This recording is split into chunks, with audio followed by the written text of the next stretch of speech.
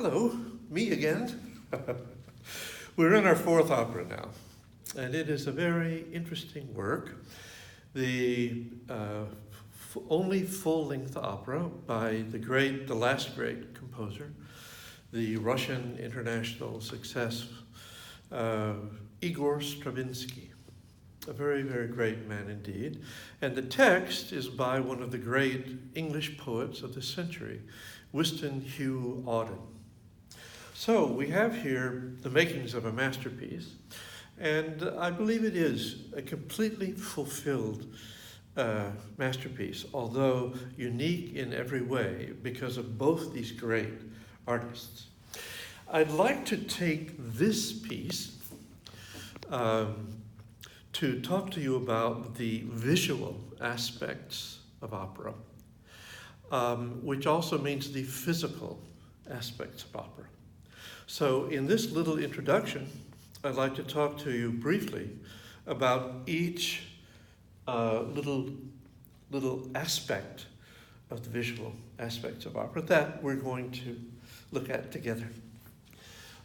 First would be the theater itself, and not just the stage, but the building in which the stage is the centerpiece. Architecture of theaters is a very old and time-honored architectural discipline, and it is different from any other discipline. Stages are very complicated. They take a huge backstage area, and the audience area must be architecturally designed in a certain way, and the building itself is usually expected to be extraordinary. If you go to Europe, you will see the magnificent Paris Opera, an 18th century structure. You'll see the Berliner Opera in Berlin. You'll see Covent Garden, a 19th century structure. These are many of the great opera houses of the world. La Colonna in Buenos Aires. These are architectural masterpieces meant to house great art, like many of the great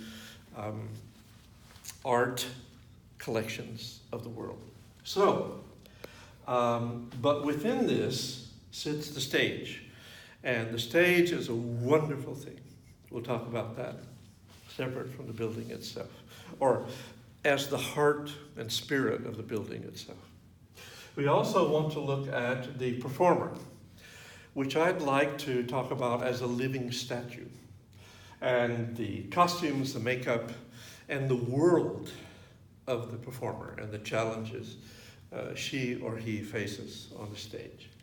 And finally, I'd like to look at the scenery and the lighting of the stage itself. Now, all of this physical nature of opera seems, we just take it. But I can promise you that there are dozens and dozens of people who dedicate themselves to not only designing and creating, but to maintaining this physical world, which we all take for granted when we go to the opera. So thank you.